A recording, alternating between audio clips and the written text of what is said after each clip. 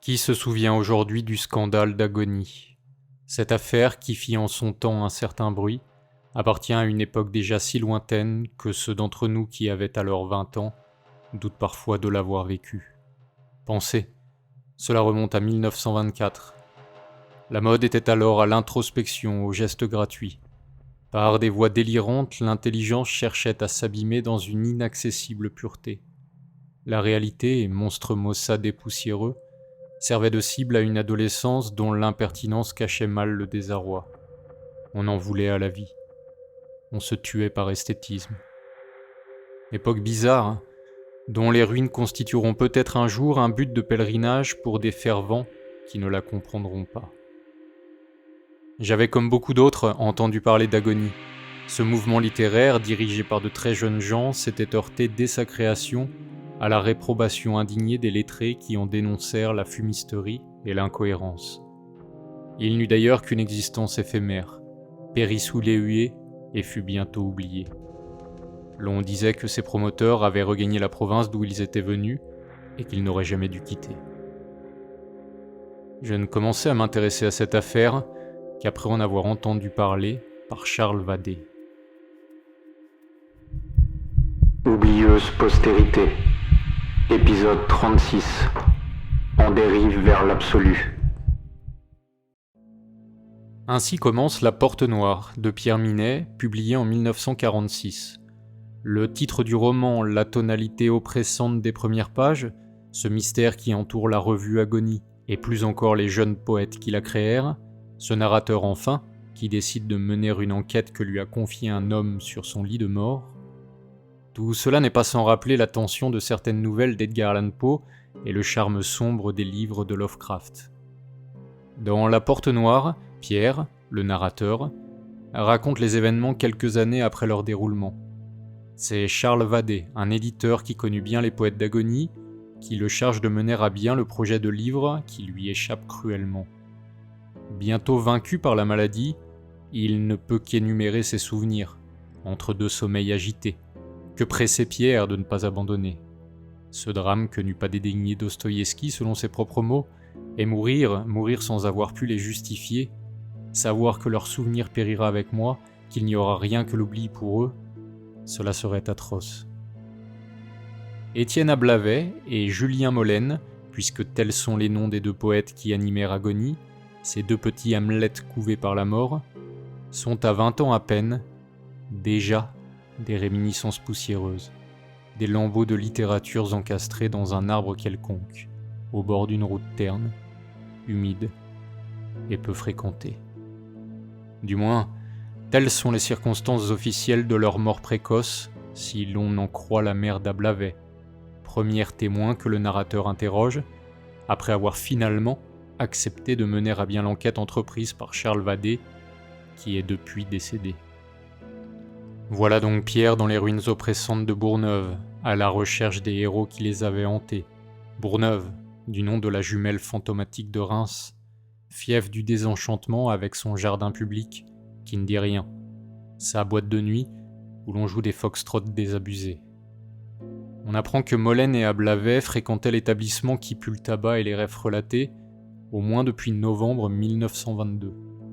Un vieux musicien rencontré par hasard évoque le nom de Charles Vadé, déjà ami avec Ablavet à l'époque. Mais c'est d'Ablavet qu'il garde l'image la plus nette. Il devait avoir 18 ans, on l'appelait alors le prince, à cause, je cite, de ses manières, de son air au-dessus des autres, comme s'il sortait d'un palais. Son ami, Molène, n'était que sa réplique, prince aussi, mais prince fait d'ombre, dans les talons d'Ablavet, lui obéissant sans réfléchir, allant jusqu'à gifler le premier venu, si Ablavet lui en donnait l'ordre. Une nuit, se souvient le musicien, les 3 apprentis poètes l'emmenèrent de force, avec son instrument mal accordé, jusqu'au cimetière. Là, ils cherchèrent une tombe bien précise, celle de Liane Vauquelin. Je cite, « notre petite devancière ». Et ils ordonnèrent au violoniste de jouer la marche funèbre, ce qu'il fit supérieurement, possédé, éprouvant jusqu'au fond de l'âme l'étrangeté des lieux. Une voix lugubre accompagna la mélodie, celle d'Étienne Ablavet, qui déclamait un poème en hommage à Liane Vauquelin. elle qui sauta d'un pont à 15 ans quelques jours plus tôt.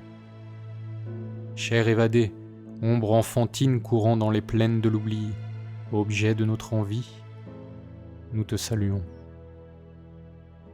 Mais pourquoi notre petite devancière ? Pierre, le narrateur, le révèle à la mère d'Ablavet qui ne veut pas l'entendre. Ablavet et Molène n'ont pas eu d'accident de voiture. Cette histoire est un mythe, ou plus précisément, un étouffement. On a voulu déposséder les poètes de leur grandeur précoce, en faire des fuyards maladroits au volant d'un bolide de 2e catégorie.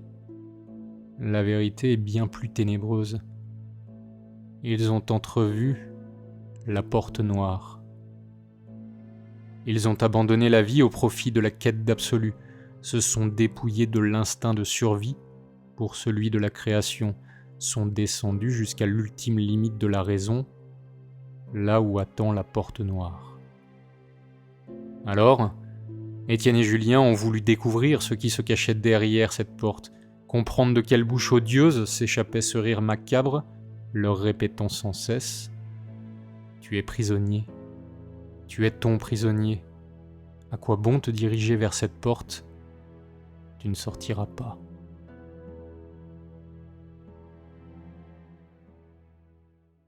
La Porte Noire est un roman à clé. Il n'est pas difficile de reconnaître les personnages, pas plus qu'il n'est malaisé de déchiffrer les remords de leur créateur, Pierre Minet. À cet égard, il faut se souvenir que ce roman est le premier texte que fit paraître l'auteur après 15 ans de silence.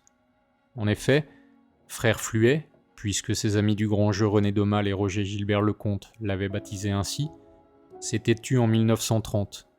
Ayant abandonné la littérature pour l'amour, son véritable grand jeu, comme il l'écrira en 1947, quelques mois seulement après La Porte Noire, dans La Défaite, récit-confession qui revient sur son existence et l'écrasant sentiment de honte qui l'accable.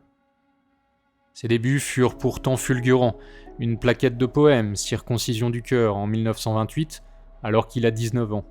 Un roman, la même année, L'homme Mithridate. Et un autre encore, en 1930, Histoire d'Eugène, qui raconte déjà sa propre existence d'amoureux fou. À Paris, on considère ce jeune homme qui débarqua à 15 ans de sa province comme un futur Rimbaud. C'est lui qui rencontre Philippe Soupeau et Léon Pierrequin et permet à Daumal, Vaillant, Gilbert Lecomte d'imprimer leur revue, Le Grand Jeu. Admirant plus que de raison ces trois aînés, et plus encore Roger Gilbert Lecomte, qui est son véritable dieu, pour lequel il se battra toute sa vie, qui permettra l'édition ou la réédition de bon nombre d'œuvres et de lettres du poète, il va toutefois succomber à l'amour et renoncer à un destin littéraire sans doute brillant, tourmenté de plus par une longue maladie osseuse. Cet éloignement progressif, autant voulu que subi, deviendra son obsession. Pierre Minet n'aura de cesse de vouloir revenir à l'écriture, de vouloir retrouver son passé, l'époque 1925-1929. Bégayant plus qu'affirmant dans son journal, en décembre 1947, « Quoique la vie ait fait de moi, il ne se peut pas que je me sois trahi au point de ne plus du tout ressembler à ce que j'étais à cette époque. » Et constatant déjà, en janvier 1943, parfois, des bouffées de courage, presque d'optimisme, d'admirables éclaircies dans mon ciel noir. Dans ces moments, tout me paraît de nouveau possible. Je crois en moi. Il faudrait en tirer profit, mais vite, trop vite peut-être, je vais à ce miroir intérieur qui me renvoie une image si décevante, antipathique, incurable. Je ne sais pas m'y prendre pour vivre, pour être.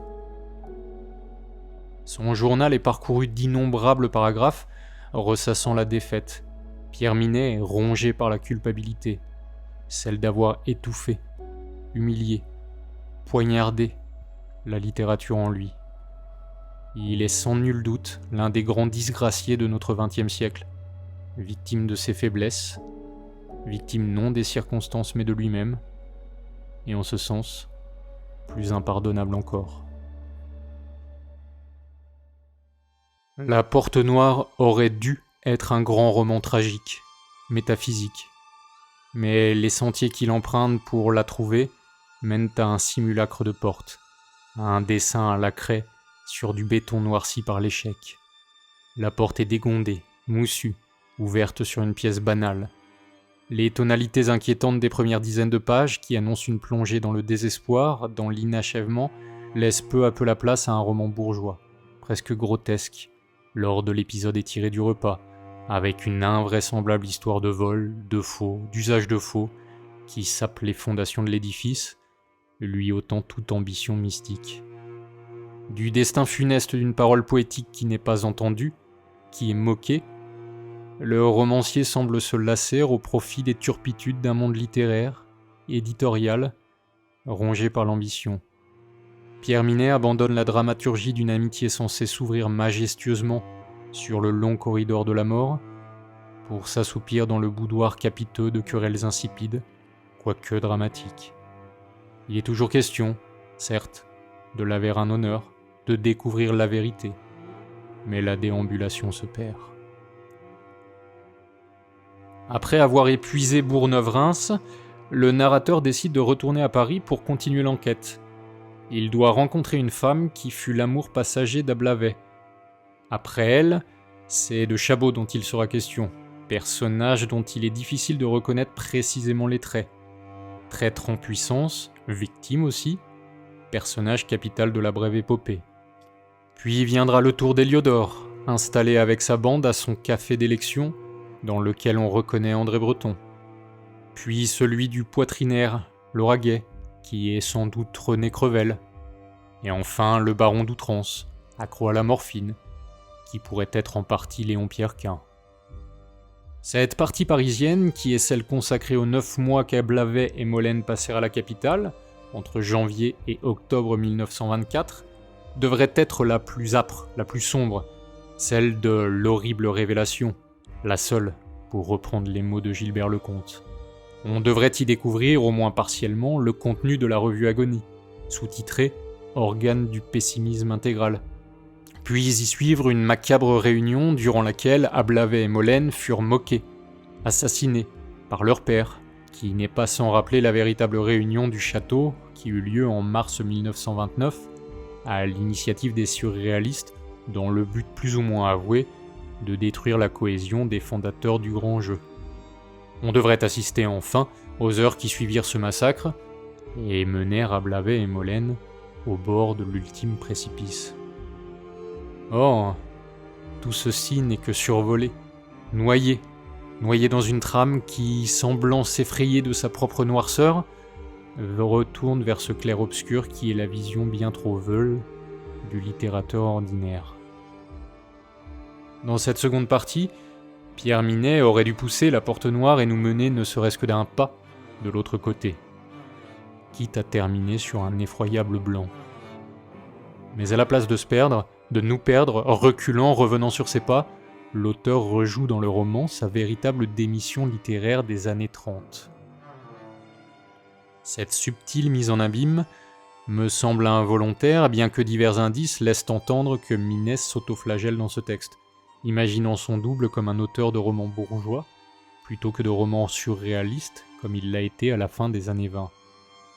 Minet n'évoque d'ailleurs que peu la Porte Noire dans son journal, contrairement à La Défaite, publiée un an plus tard, et rééditée depuis par les éditions Alia, qui n'ouvre quant à elle, pas la Porte Noire d'un macabre absolu, mais plutôt celle branlante, qui scelle un grenier pourri, cachant de puissantes reliques que l'on sait devoir contempler tôt ou tard, mais qui sont celles du prosaïsme. Je l'ai trouvé terrifiant. Oui, il donnait l'impression de se trouver loin, très loin en lui-même, tout au fond, comme au fond d'une cave, à se considérer, dans l'obscurité de son âme, les yeux grands ouverts sur le noir. D'une certaine manière, j'eus pitié de lui. Pour lui, rien ne légitimait que l'on se donnât tant de peine pour vivre. Il soutenait qu'il fallait ôter à l'humanité tout espoir, la démasquer, la décontenancer, lui faire perdre pied et préparer ce qu'il appelait la grande épouvante. Il s'agissait d'amener l'homme à prendre conscience de soi, non pas pour son bien, mais afin au contraire de le priver à jamais de toute paix intérieure et le troubler décisivement. En ce sens, toute pensée exprimée devrait équivaloir à un piège, une chose trappe. D'ailleurs, référez-vous au manifeste d'agonie. Ablabev a fait l'effet d'être un fou. Tandis que je m'approche à mon tour de la porte noire, je remarque les ombres d'Étienne Ablavet et Julien Molène. Ils sont allongés là, l'arme encore fumante, leurs corps entrelacés dans la poésie et le déshonneur, l'humiliation et le néant, qui sont partout, excepté dans la mort. Ils ont marché vers l'absolu, mais se sont heurtés aux mots enflés, n'ont pas compris que la poésie ne pouvait être que la nuit fécondant la nuit. Sur le chêne massif, on découvre des griffures et des traces de sang. Ce sont celles que leurs ongles ont laissées avant qu'ils ne s'affaissent et expirent. Ils se sont supprimés, mais pour de mauvaises raisons, poussés par un auteur qui a en partie manqué sa cible. Eux partis, la porte noire et son mystère demeurent. Elle est là, plus ténébreuse encore, plus hermétique, forte de ces deux nouvelles âmes brisées contre elle. Mais Ablavet et Molène ne sont pas seuls, non. Partout où je regarde, partout dans ce long couloir, d'autres silhouettes se décomposent. La porte noire est née avant eux, et ne disparaîtra qu'après le dernier homme. Des générations de poètes s'entassent, se fossilisent, deviennent le marchepied de ceux qui viendront après eux. Entend-on l'écho de quelques vers résonner dans cette antichambre ? Ce n'est qu'une mélodie rauque, mais je la capte. J'en reconnais bientôt la texture, la faiblesse, la voix. Ces quelques murmures sont ceux d'un autre poète imaginaire qui vécut à la même époque qu'Ablavet et Molène, qui les a peut-être croisés sans le savoir. Celui-ci se nomme Frédéric Sanders. Il est le poète qui magnétise le narrateur du Cheval volant de René Laporte, roman de facture classique, manquant sans doute d'audace, mais mené de main de maître. Roman du bilan poétique, qui parut en 1943 en pleine occupation. Frédéric Sanders est à la fois très semblable au personnage de Pierre Minet, mais aussi très différent. Lui, il a réussi. Il a réussi à publier, réussi à se faire un nom, réussi à prendre l'ascendant sur les autres poètes de sa génération. C'est métaphoriquement lui qui convoque Ablavet et Molène, lui qui les raille, les hue et les pousse vers la mort. La génération de Sanders, c'est celle de 1926-1930. Je cite : « En ce temps d'ardeur et d'opulence pour la gloire duquel chaque jour élevait une nouvelle forme de beauté mouvante, où l'exemple de Sanders prouvait qu'il n'était plus nécessaire d'attendre la calvitie, les gros tirages, les commandes de l'État, l'œillette de l'Académie, pour devenir un grand homme. » Une fois encore, on reconnaît aisément les figures qui inspirèrent René Laporte. André Breton, bien sûr, en tout premier lieu. Aragon aussi. Si ce roman est aussi celui du retour, 15 ans plus tard sur l'aventure poétique des années 20, il diffère sensiblement de La Porte Noire dans la forme. René Laporte a voulu donner là un roman plus balsacien que russe. Il a écrit un roman du mouvement, cherchant à faire éprouver la domination poétique de ces années, puis le lent déclin du vers que l'approche de la Seconde Guerre mondiale teinte d'inquiétude et de regret. La grande compromission politique des surréalistes est mise en scène, avec une rudesse contenue, mais capitale. C'est parce que Sanders est attiré par les déjeuners, l'argent, le pouvoir, qu'il perd peu à peu l'inspiration, devient l'auteur de récits de voyage, et bientôt une idole sacrifiée. Ainsi que Pierre Minet, il aura été la victime de lui-même, de la tentation d'exister. Incapable de demeurer droit parmi, je cite, ces hauts chasseurs du monde, ces derniers, ces rares hommes qui, dans la prévision de nos jours de froid, de nos jours de faim, traquent la beauté au fond des forêts du hasard et de l'instinct.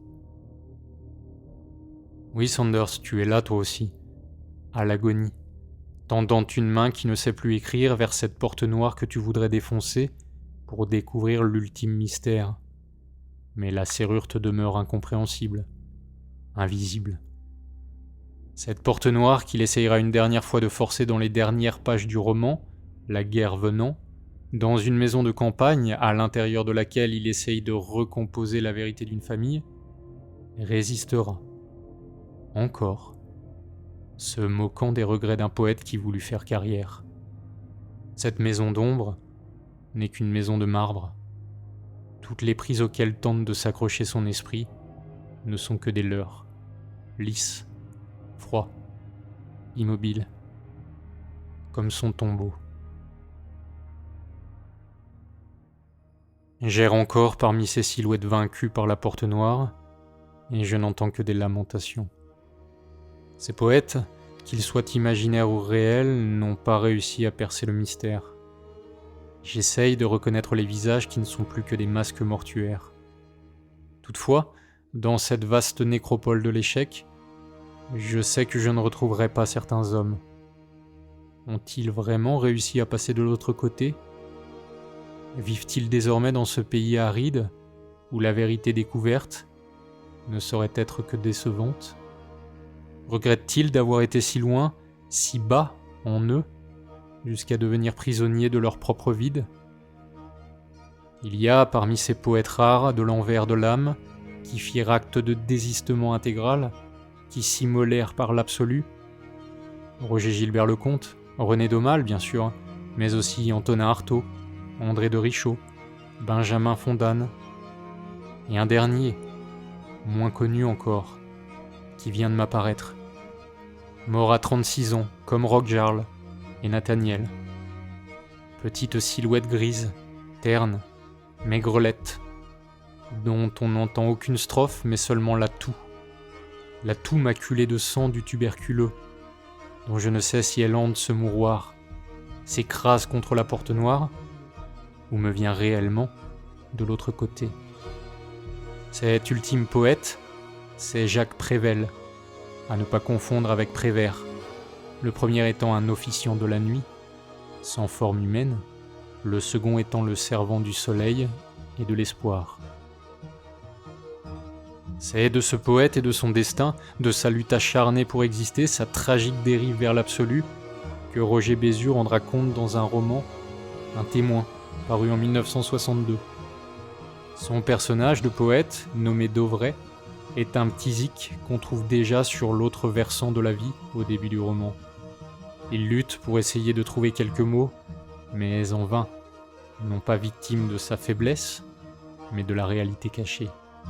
Il cherche ardemment l'éternel, lui qui est athée, à la recherche, je cite, de vocables, d'agencements de sonorités, de rimes, ce qui constitue une sorte de mouvement pour échapper à l'abîme, comparable à celui des planètes, qui autrement tomberait dans le désert de l'espèce.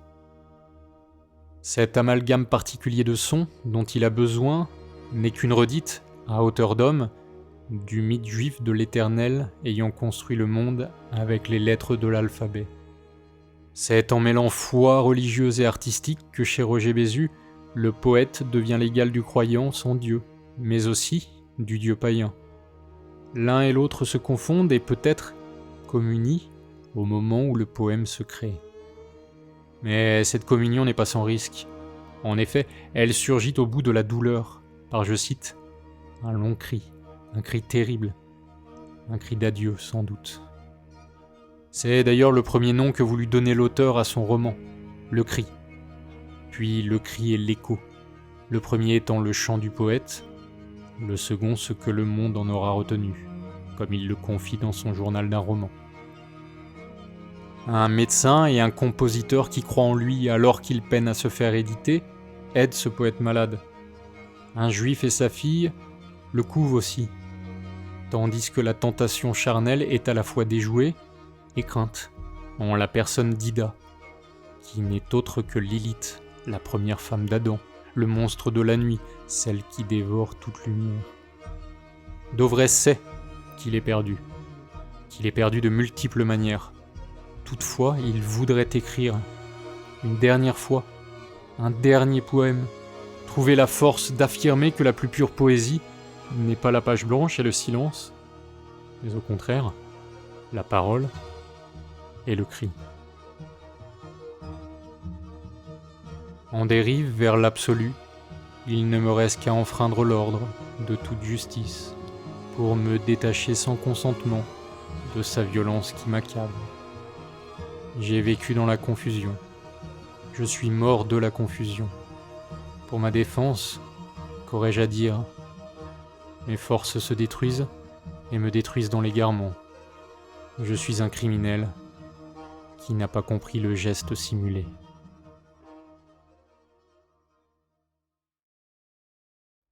Ce poème de Jacques Prévert que j'ai repris en titre de l'épisode, Bézu a songé à en faire l'épigraphe de son roman, disant de lui que tout mon livre est là-dedans.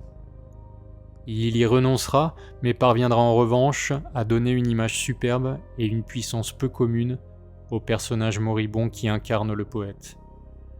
Il évoquera aussi, durant quelques pages, le modèle de Prévert, qui n'est autre qu'Antonin Artaud, derrière les traits de Bras Lesrontov, ainsi qu'un autre poète, je cite, « La face percée de trous, la chair travaillée par la septicémie et le tétanos, ce grand regard blond et doux, s'effritant par morceaux, tombant en poussière, sous la poussée des horribles crises. » Cet autre poète, qu'il nomme Gilbert Monte, et qui est bien sûr Roger Gilbert Lecomte, à peine travesti, dont Prévert avait rapporté à Bézu la terrible agonie. Agonie. La boucle se boucle, au-dessus du vide qui est le véritable visage de l'absolu. Mais en suis-je certain ?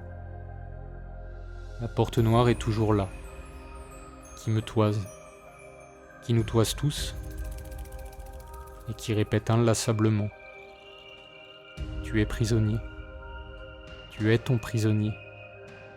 À quoi bon te diriger vers cette porte ? Tu ne sortiras pas. »